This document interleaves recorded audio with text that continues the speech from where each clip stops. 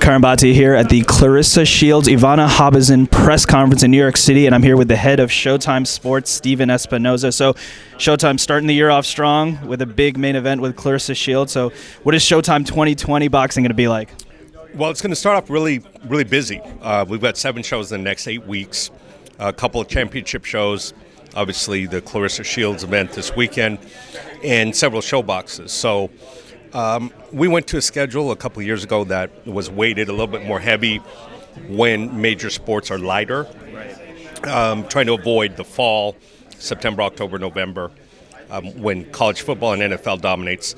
So January, February, up through the NCAA tournament, it's prime time for boxing from our perspective. So we'll be very busy at the start of the year.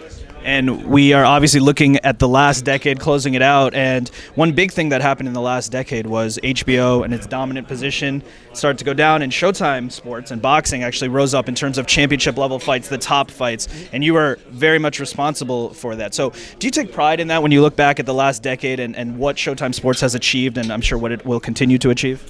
Well, I absolutely do. You know, the way I look at it is Showtime has nearly 35 years of history, on going back to names like, Mugabe and Hearns being the first event, all the way through the Tyson and Chavez days, more recently through the Vasquez Marquez, and of course Corrales Castillo.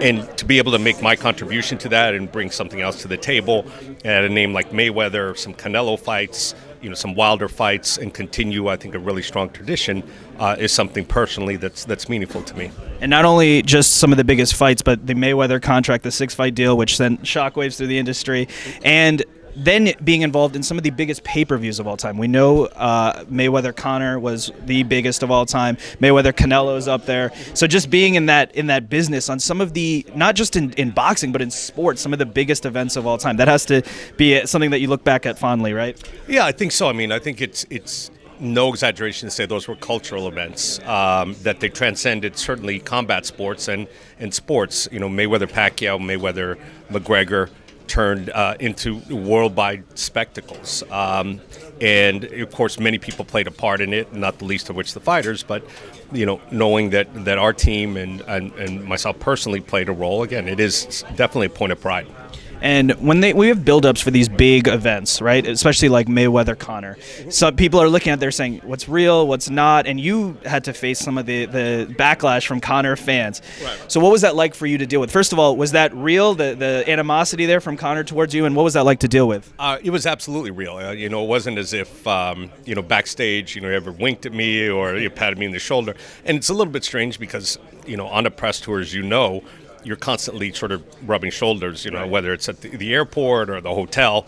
The only time that you see each other is not just on stage. You're seeing each other for those several days. So, no, at no point was there ever a wink or anything like that. I'm not sure where it came from, quite honestly, but I think he threw it out there and it got a reaction from the audience, and he's all about engaging. So it continued. It wasn't, never set out to be a talking point on the press tour. Never was my goal. I wasn't looking to play the Vince McMahon role. But you deal the cards that you were played, and if it added to some of the spectacle of it, then so be it. So here's the real question: why did you turn his mic off? I'm sure that it's just hilarious to me, because someone with the amount of work that you have to do for these things, the fact that you'd be in the back adjusting mics is kind of ridiculous. That's the funny thing. That's the great conspiracy theory there, and having the experience that you do, you understand sometimes these press events come together at a moment's notice, and the first stop or two, or in some cases all of them, aren't always the most smoothest running operation. So, no, to think that I was the wizard behind the curtain, with the kill switch on the mic, it's sort of devious. I wish I'd been smart enough to think of that.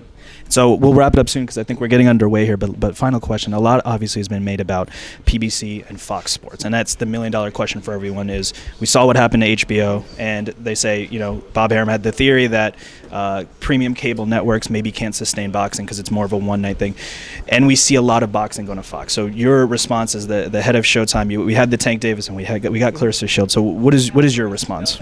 Well, my direct response is Bob doesn't know nearly as much about our business as he thinks he does. Look, I can't speak to HBO. It was not a simple situation. I'm confident in saying that. There were a number of factors. And, Bob tends to, speak on behalf of whoever his dance partner is at the current time. So he's with ESPN. He's going to trash everyone else. The reality is boxing still does significant business for us. It's a driver of viewership. It's a driver of our business. It's a driver of subscriptions. And that's demonstrable over a number of different metrics. And as long as that continues to be the case, we will be in the boxing business. We've been in it for 35 years. The fact that 2019 there's some new competitors and there's some transition in the market doesn't mean we're getting out of it. And in fact, I think there is strength in the fact that you are programming boxing among a entertainment network, whether it's Fox or Showtime. It gives us the ability to reach non-sports fans, which is something that obviously an all-sports network does not do. So there are pluses and minuses on both sides.